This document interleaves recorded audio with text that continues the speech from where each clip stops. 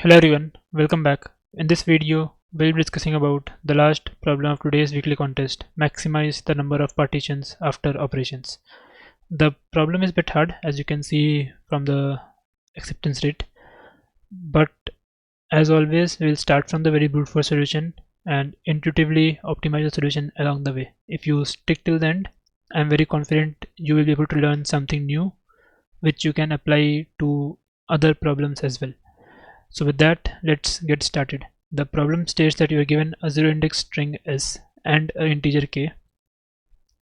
You have to perform the following operations until s is empty.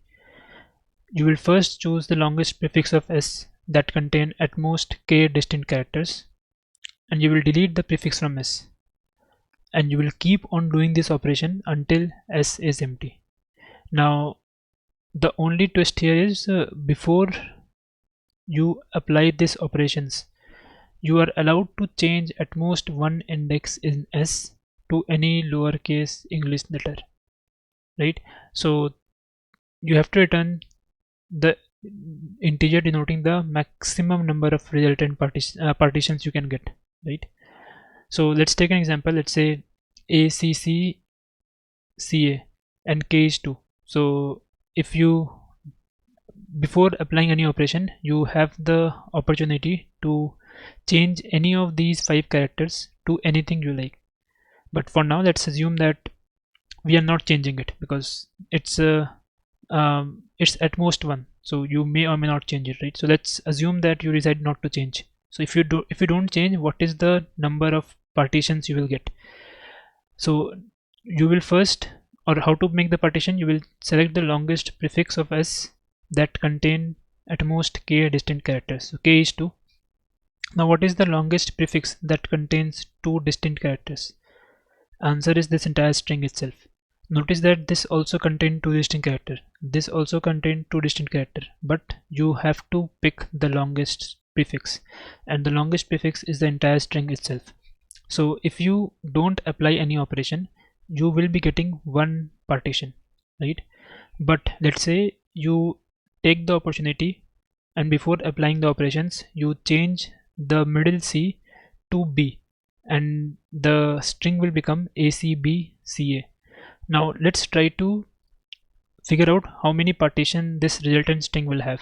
So again, you will start from the beginning and you will find out the longest prefix which contain 2 distinct characters. So in this case, the longest prefix would be AC itself. Notice ACB will have 3 distinct characters, right? So AC is the longest prefix. So that's the one partition. You will remove it from the string. After that, the string remaining is BCA. So again, you will choose the longest prefix which has 2 distinct characters. So again, you will get BC. So you will remove BC and you will be remaining with only A. And finally, you will again pick the longest prefix that contain at most 2 distinct characters. So again, you will be picking up this entire A itself. So in total, there are 3 partitions. One is AC, second is BC, and third is A. So notice previously you were getting one partition only without applying any operation. Now you apply one operation and you are getting 3 partitions. You can try out any other possible combination. That is, you may not change it to C, instead change to D, or you may not change this character but instead change this character to something else. So you can try out any other possible combinations. You will not be able to make more than 3 partition, and hence the answer here is 3. So hope the problem statement is clear. Now what will be the brute force solution to solve this? The brute force solution would simply be a simulation of what is given in the problem. So we can change any one of these characters to anything we like between A to Z, right? So one of the brute force solution could be, let's try changing each character to every other possible character. So let's say you pick 0th character. Now you will say, I will try out every possible character at index 0, A, B, C, D, all the way up to Z, right? Now if you start from 0, you will, if you start from A, you will be getting one string, A, B, B, C, B, B, and so on. If you put B here, you will get another string. If you put C here, you will get another string, and so on and so forth. Now for each of these string which you are getting, you will figure out the number of partitions, and you will take the maximum number of partitions among all possible strings. What will be the time complexity? How many strings you have? You are trying out every string where every index will have all possible distinct characters. So for every index you can have 26 different characters, right? So once you will change this to 26, once you will change 0th character 26 times and you will get 26 strings, right? Then you will change first character 26 times, you will get another 26 string. Then you will change this character 26 times, you will get another 26 string, and so on and so forth. So in other words, you will have 26 multiplied by n number of distinct string, right? Now for each of the string you have to figure out the number of partition. So how to find out the number of partition? Again, you can simply iterate over the entire string and apply this exact same algorithm, and you will get your number of partition easily in just order and time.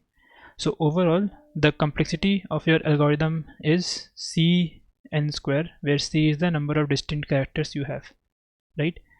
Now this solution will not pass because the value of n is 10 power 4, so this is not feasible in the given time constraint.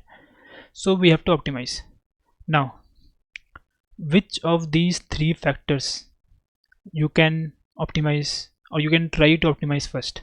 So we are trying out every possible combination, right? If we optimize any of the two factors here, it means we have to somehow make some observation and see if we can skip certain combinations. That is hard. So let's first try to reduce this n itself, because if one n is removed, our problem is solved, right?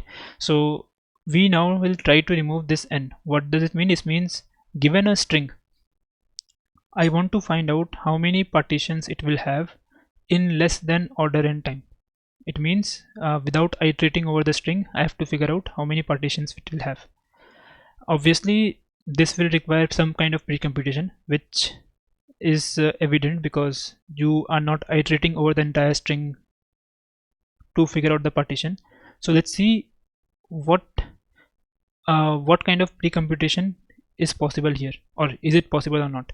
So this is your first partition, right? Let's assume k is 2, right? So this is your first partition. Now you decide to change this thing to d, right? You decide to change this b to d. What will change? This partition will change, right? You will have now you will rearrange the partition. This will be one partition and this will be second partition, right? Now once these two partitions are done, you can simply figure out what is the total number of partitions starting at index 4.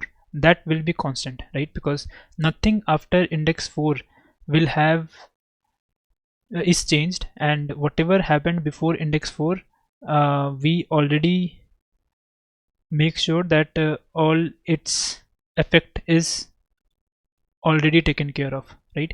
So in other words, if we can somehow pre-compute what is the total number of partitions starting at index I, then we can limit ourselves in iterating over the entire string, and instead just make sure that whatever is changed, we have the partition covering that index as well. So because index 2 was changed, index 2 belongs to the first partition, we make sure that first partition, whatever is changed in the first partition, is taken care of.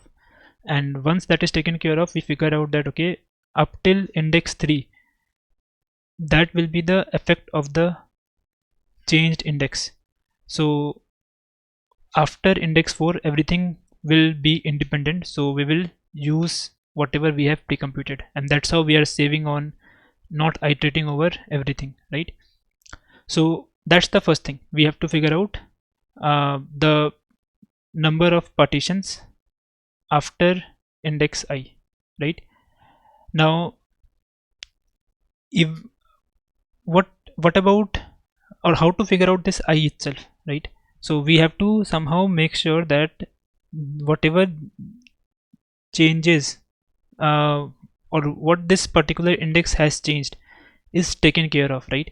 So we know that this partition starts at index 0, right? So for index 0 we need to figure out what will be where will be the next partition starts from. So from index 0 the next partition will now start from index 2, and because index 2 is still under the changed indexes, I will again apply the same algorithm and say, okay, if I start at index 2, where did my partition, or where will my partition end?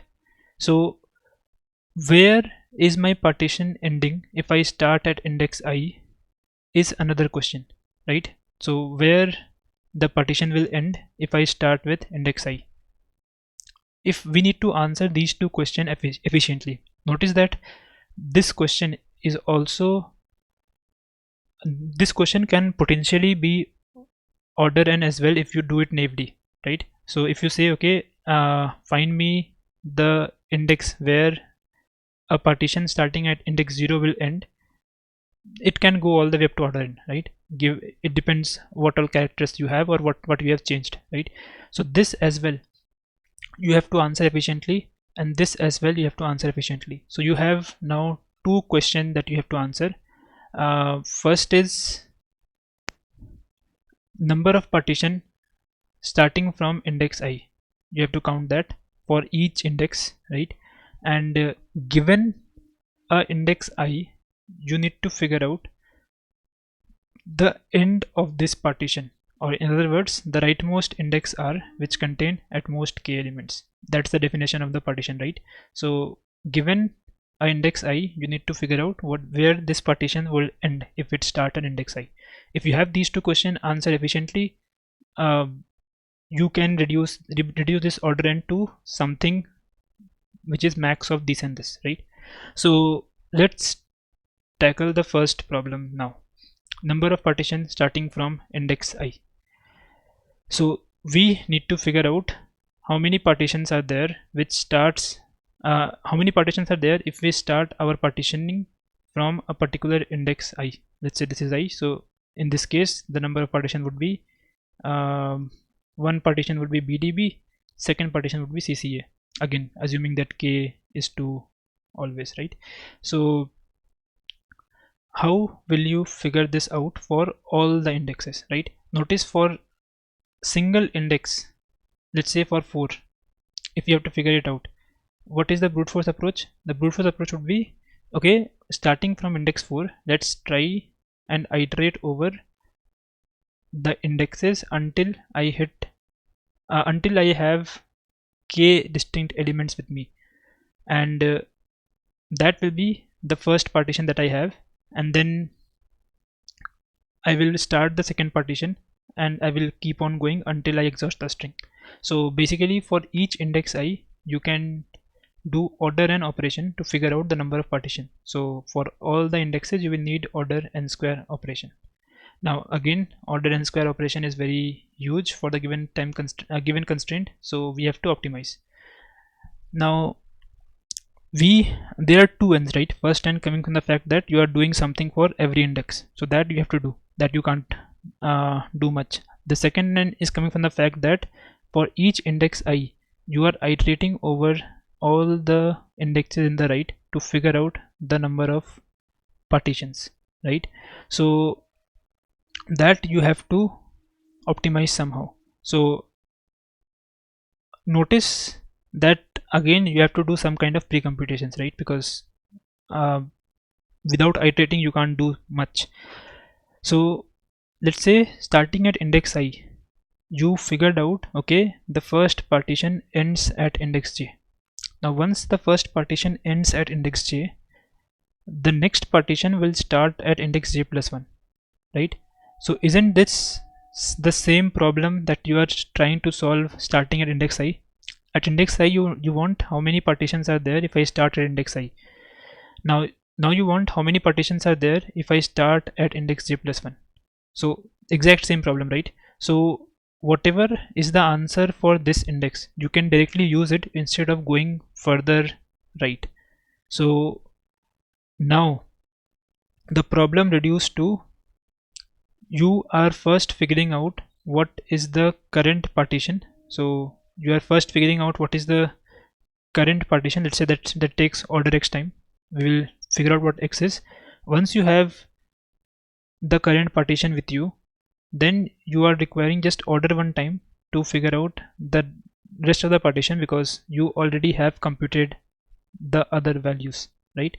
So now the complexity is simply order n into x, where x is the time to find out what will be the rightmost index for a current partition starting at index I. So notice this is exactly the second problem that we also have to solve in the for the original problem itself. So now given a index I, you need to figure out the end of this partition in less than order n time, because you can't afford x to be n. So in less than order n time, right? So how will you do that? Notice you are doing a linear search for j. What you will do, you will first say, okay, is d, can we include d? So you will say number of distinct element with you, it is still 2, so okay, you can say okay, I can include d. Now can I include b? You will again check number of distinct element is still within the limit, so yes, you can include b. Now from here you will check, can I include c? Again the number of distinct element here is 3, so 3 is not in the bound, so you can't include c, and you will say this is the end, right? That's how you will calculate in a brute force manner. But that can take all the way up to order n, because this can go, the partition itself can go all the way up to order n size. So to optimize this, instead of doing a linear search, you can do binary search, or let's try binary search at least, right? So here is binary search applicable. So for that, just see if you can deterministically say that you can either skip the left half or skip the right half. So let's say you have this n sample space and you are at an index, you are at some mid index m, right? Now at index m, let's say you know the number of distinct element between I and m, and let's say the number of distinct element here is d, right? So if d is less than equals to k, then it means, like, do you need to search anything in the left half at all? The answer is no, because d is less than equals to k. It means if you consider everything here, the number of distinct element is still within the bounds, so you may want to push it further right, so you can skip the left half and search only in the right half. Okay, and let's talk about the other case where d is not less than equals to, instead d is greater than k. In that case, you know that number of distinct elements in the left half is greater than k. So what I am searching for, or rather the value j which I am searching for, will never lie in the right half, because if the number of distinct element in the left itself is greater than k, if I take on more elements, it will worsen the situation. So I will completely skip the right half and only search in the left half.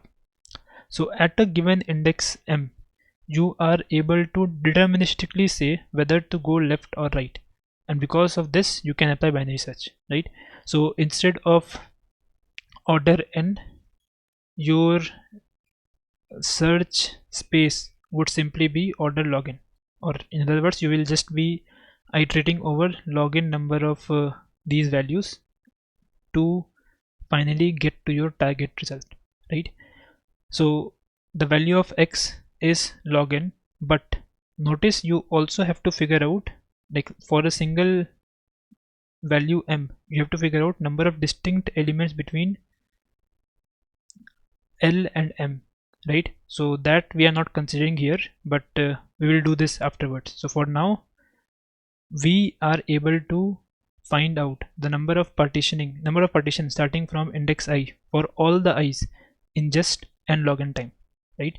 So how would the pseudocode look like? The pseudocode will be very straightforward. For we know the number of partitions starting n plus 1. In other words, for this particular box, we know there is 0 partition, right? Because there is nothing to partition at all. So for everything starting at index n all the way up to index 1, I will first find out the rightmost index for the current partition starting at index I. Once I figure out that rightmost index R, number of partitions starting at index I would simply be 1 plus partitions of R plus 1, right? Now what is the value of rightmost index with at most k? Again, as discussed, we will simply do binary search in the range I to n, and the condition of binary search would be number of distinct element. If the count of distinct element is less than equals to k, I will search in the right half.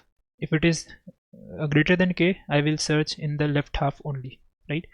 Now the overall complexity is order n into the complexity of finding out the rightmost index, right?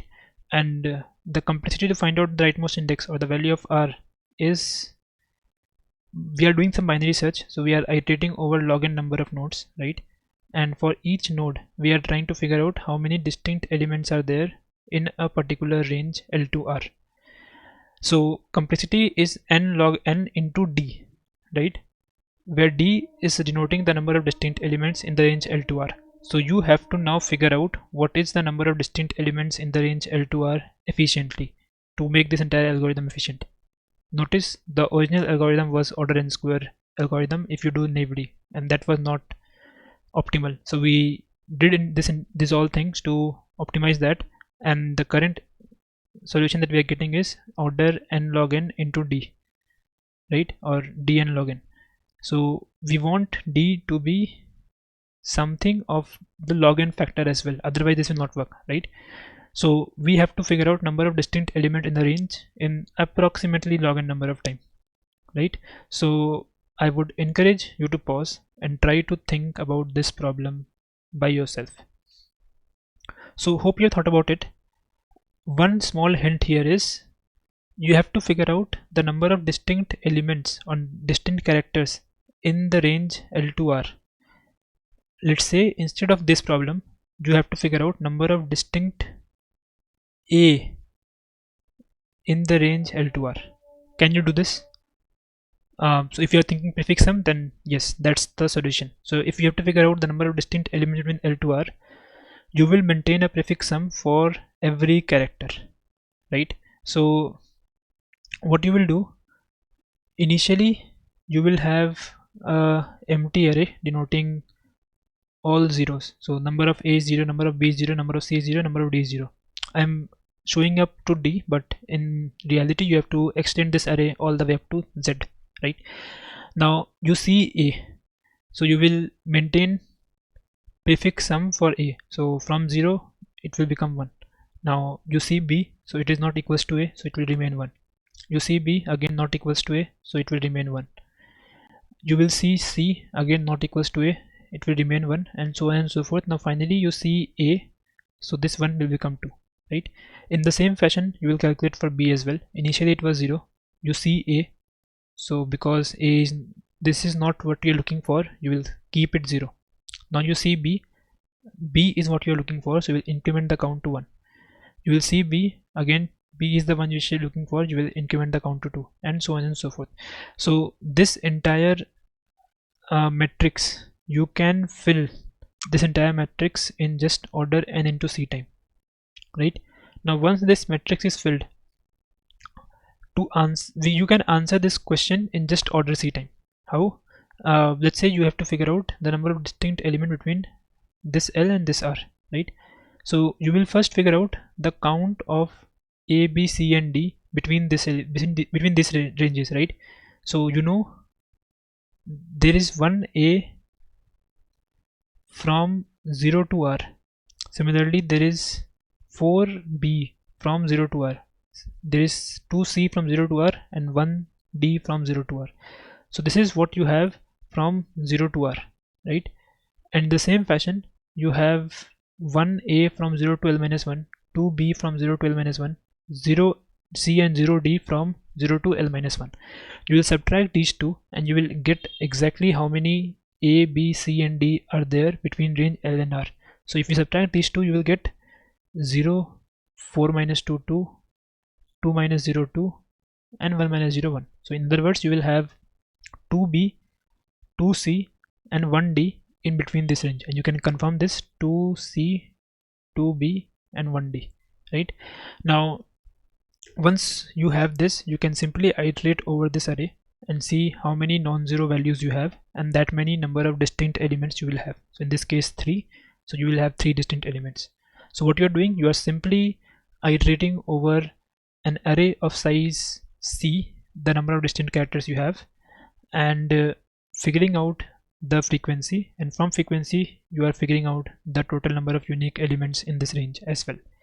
So you are able to figure out the number of unique elements in a range in just order C time with some pre-computation of order n into C. So order n into C is fine. So if you remember, the complexity was d n log n, when we have just shown that we can replace this d easily with C, right? So overall complexity is Cn log n, which is okay as per the given time constraint, right? So we are able to now build this array in just Cn log n. And if you remember, for solving the original problem, we have to answer two questions. First, how many partitions are there starting from index I? So we have solved this part. Okay, let's just get rid of some of these. So so we have solved the first part in order Cn log n, right? We will get the entire array. And for the second part, we already know how to figure out the rightmost index for a single area, for a particular index I. That is the algorithm, which is d log n, which in turn means C log n itself. So you are able to figure this out as well in just C log n time, right? Now what is the overall time complexity? Now instead of this n, you will now have Cn multiplied by C log n,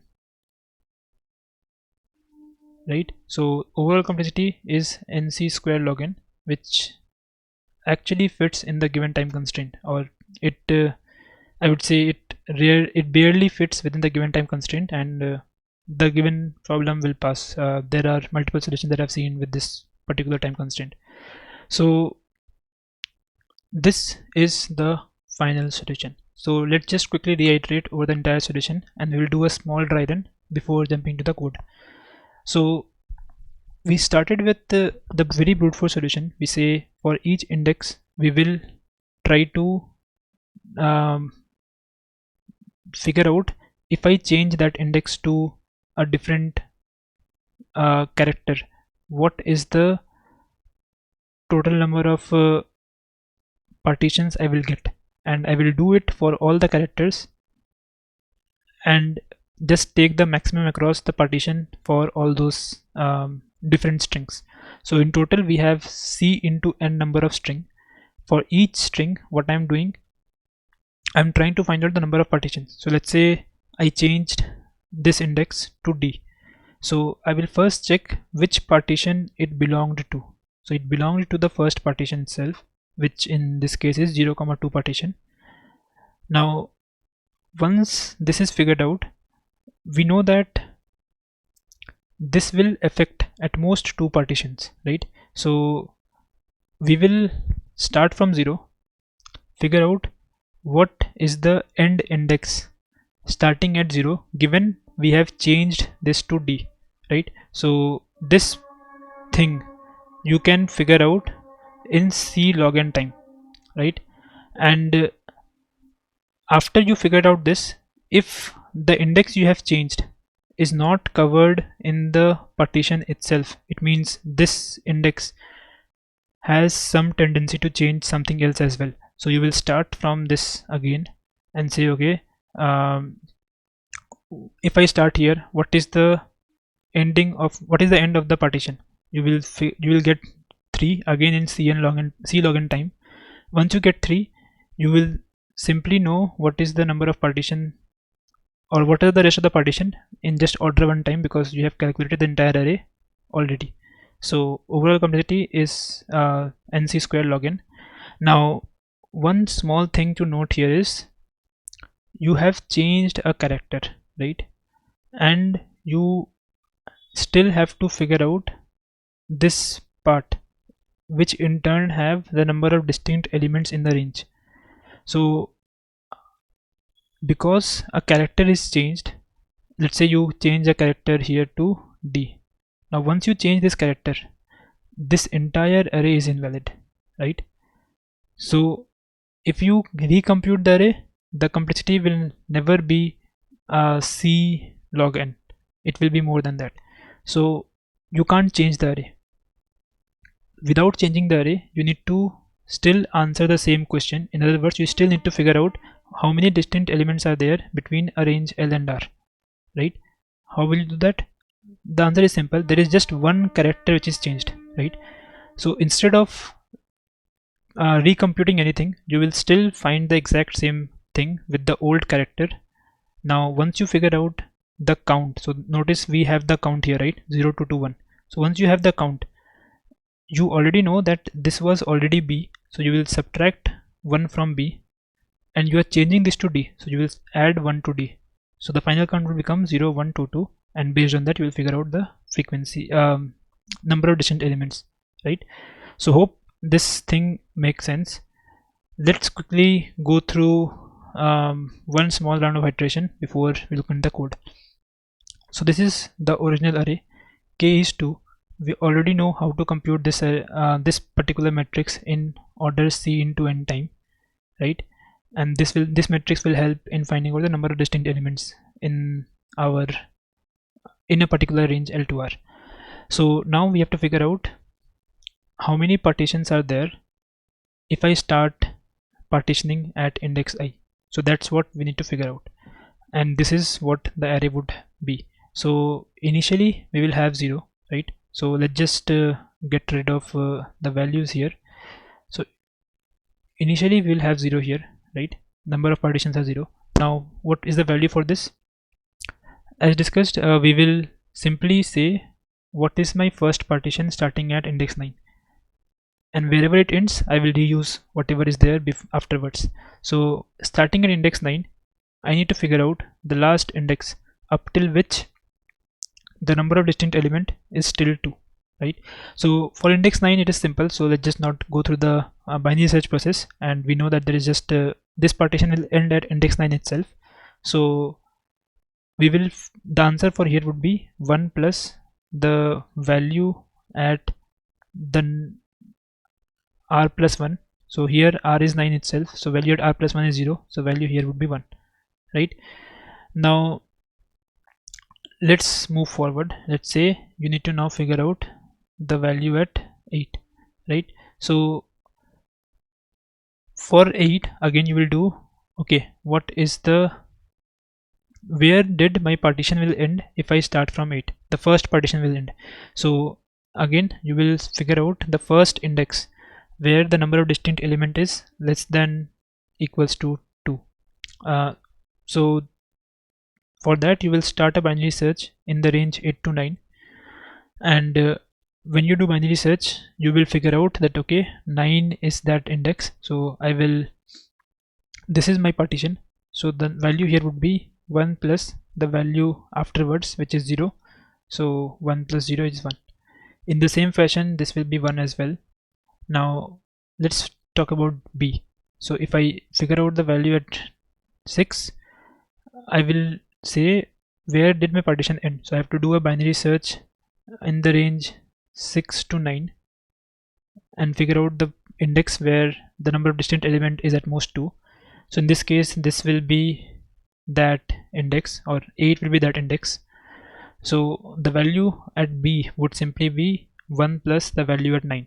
The value at 9 is 1, so the value at B will be 1 plus 1, which is 2. And in the same fashion you will keep on doing this for everything in the right, and you will finally get this entire array, right? So let's now just get rid of this array. We now know how to compute this array. Now once we have this array, we actually need to find out the maximum partitions if we apply all kind of operations, right?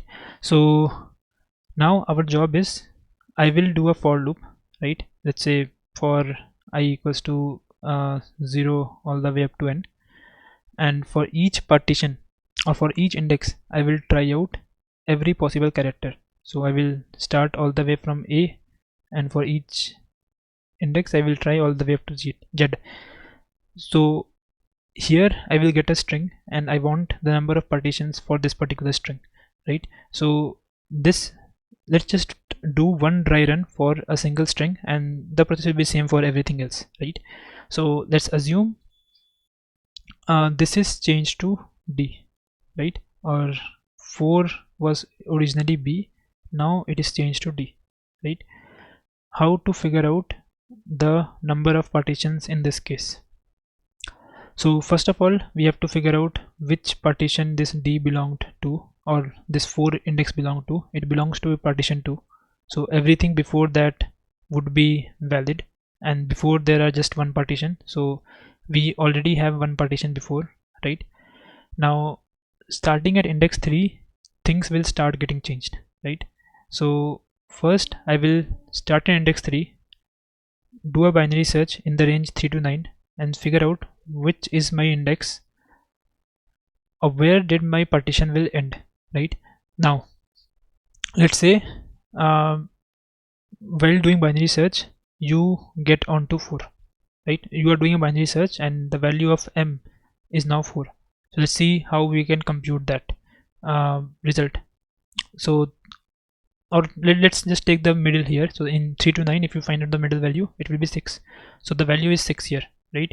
So how will you figure out the number of distinct elements up till 6? Because based on that you will decide whether to go left or right, right? So number of distinct elements between 3 and 6 is what we need to figure out, right? So first we'll figure out the frequency of every element between 3 and 6, that we can get by subtracting these two things. So number of A will be 0, number of B will be 2, number of C would be 1, and number of D would be 1 as well, right? So this is your frequency array, but you changed one index 4 and 4 lies between 3 and 6, so it will have effect as well. So previously it was B, so now B is removed, so this will be 1 and it will become D, so now this will be moved to 2. So number of distinct elements still says the same, it is 3, which is greater than 2. Because it is greater than 2 I will not search in the right half, instead search in the left half. So I will narrow down my search from 3 to 9 to 3 to 6, right? And I will again do the same trick. So once you do this you will actually end up landing at index 5, right? Because this CDD would be the partition. Now once you landed index 5 you know that what was changed is already covered in this partition, so what was changed will not affect anyone else now. So you will simply take 2 more here, so 1 plus this partition that you made plus everything after this index, which will be 2. So total number of partition is 4 if you change this index from B to D, and you will keep on doing this for every other index and take the maximum for all among all of them, and finally that will be your result. So if you have watched to this point I would strongly encourage you to code this entire thing by yourself. Note this is again one of those problems where the problem is beautiful but the setter has put unnecessarily tight constraint in which if you code the solution in one way it might get accepted, whereas the other code or other exact same code with just different semantics might not get accepted. So if you are able to get TLE on, let's say, last 5 or 6 test cases, except that everything is passing, I would say that is a success. You can stop there and don't need to waste time. I actually wasted time after the contest getting some of the solutions accepted, but I was failed there and wasted like more than 3 or 4 hours today. So anyways, I will be looking at we'll be discussing about the code. The code is exactly what we just discussed. We first figure out this matrix. How to figure out this matrix? Prefix of j will be equals to prefix of j minus 1. So this whatever is the value here will be equals to the value here, except one character. Only one character will change. So that's what I've done. Everything is same except the current character, right? After we have this value, I am now building this particular array, which is simply the value at dp of j would be 1 plus dp of starting at index j where my current partition will end. And for that we have written a function extend till k, which will say where the current partition will end plus 1. So it will give you plus 1 value already. So instead of doing plus 1 afterwards, you can simply use this in the dp and get the result. Now we have this array built out and this thing built out. Now it's the time to do the actual magic. So we will try out every possible partition, every possible modifications to the string. So we will go start from j equals to 1 all the way up to n, and notice you also need to maintain the number of partitions that you have previously, right? So this is previous partition that I'm maintaining alongside. Now starting at index j, where will my partition will end? So it will end at ed, right? So this is the first partition. Now for the first partition, whichever character you change, you have to make sure that everything else is aligned. Even if you change 1, you have to rearrange everything starting at index 0. Even if you change 2, you have to rearrange everything starting at index 0. Or if you change 0, you have to rearrange everything starting from index 0 anyways. So for every string or every character in the single partition, you have to rearrange everything in where this partition will start from. So the current partition starts from index j and it end at this. Ad is exclusive, right? Because extend will give you plus 1. Now for every character I am trying out every other character. For every index I am trying out every character that can be there in this particular index, and after that I am finding out where, if I start from index I, where will my partition end.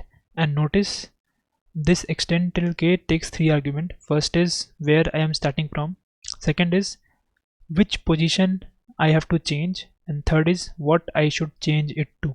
So in this and in this I have 0 and minus 1. Basically it says everything is one index, so I'm saying nothing to change. But here I'm saying that ith index should change to this new ch value, right? And we'll look at how extend till k will handle that. It's the exact same thing that we have discussed here, right?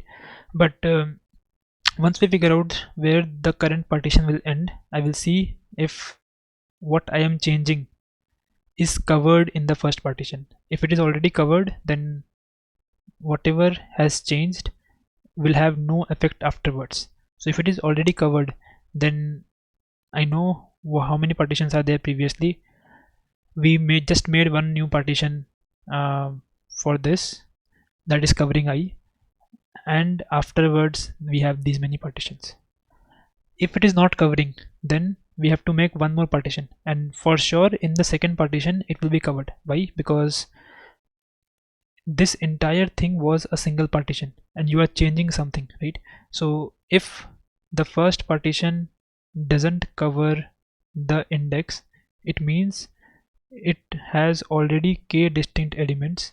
So the value where the first partition will end is exactly the index we are changing minus 1. So that's where we are searching the second partition starting at where the first partition ends. So where the first partition ends, I have to find out where it will end, where the second partition will end. So based on where it will end, I will just take the db value of that, and we already know the number of previous partitions, and we just made 2 new partitions, right? So add 2 as well. So finally, after taking max across all of them, you will your answer variable will contain the final number of partitions. And notice we were considering everything starting at this and ending at this in the single iteration. So I will just update g to ed, and we will consider all the elements in the next partition together again.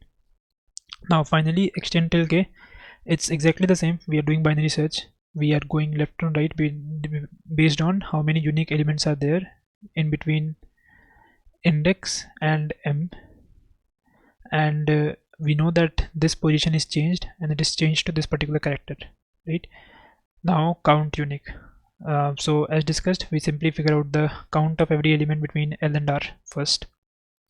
Now we check if the position which has changed has any effect or does lie in between L and R. If it lies between L and R, it will have some effect. So if it has some effect, I will make those effects live on the count, and afterwards I will simply go over the count array and see how many have greater than 0 value, that many number of unique elements you have, right? So hope this entire session makes sense. Just a small thought, I have refactored the solution a bit to look it clean so that it is easier to explain and for you to easier to refer. This solution does pass all the complexity, all the test cases. If I just open this, it does pass all the test cases, but it says it took too long. But if you just copy paste the test cases one by one, everything will be within 2 seconds. So again, this is just unnecessary hard or unnecessary strict complexity, even though whatever is the constraint. Even I looked at the hints. If you look at the hints, this hints will exactly refer to what we have just seen, what we have just applied. So even the hints refer to NC square log n solution. So I would say if you are able to pass 200 test cases with some TLE, I think it's fine. You can move forward. You already got what this problem was trying to convey. There are other good solutions to this problem as well. One is using recursion. So you can apply simple recursion, brute force recursion, and it will still pass because the number of states is less, but that requires some observation. So I haven't discussed that here. I will link one of the posts in the description down below if you are interested, and if a lot of people are interested, I can make a video on that afterwards as well. So with that, we'll end here. If you have any doubts, feel free to post them in the comment section below. I would be happy to answer. If you like the video, give thumbs up and do subscribe if you haven't already. I will see you in the next one. Thank you.